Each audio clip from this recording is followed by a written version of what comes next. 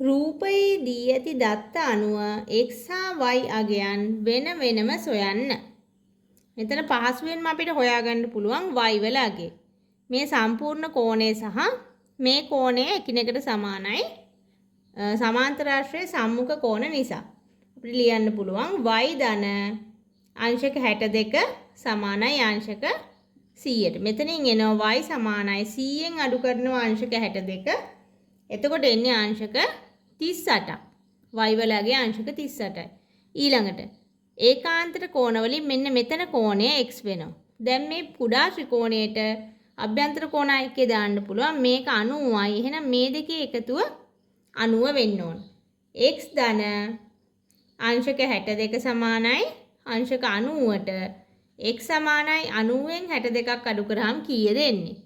අංශක 28යි.